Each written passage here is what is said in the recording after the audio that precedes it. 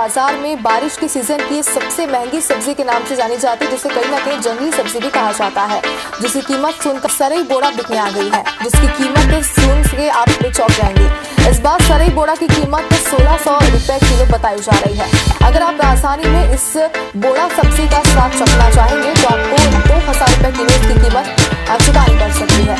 आपको ये भी बता दें कि सब्जी पूरी तरह से प्राकृतिक है और सराय के पेड़ के नीचे ये छोटी छोटी गोलियों के आकार में मिट्टी के नीचे दबी हुई मिलती है। स्थानीय भाषा में इसे बोड़ा नाम से जाना जाता है। इसका खनन जंगलों में रहने वाले आदिवासी, कमार और भुजिया जनजाति के लोग करते हैं। छत्तीसगढ़ के काला सोना के नाम से प्रसिद्ध इस कीमती सब्जी में प्रोटीन, कार्बोहाइड्रेट और खनिज तत्वों की मात्रा भरपूर होती है, जो शरीर के लिए काफी लाभदायक है।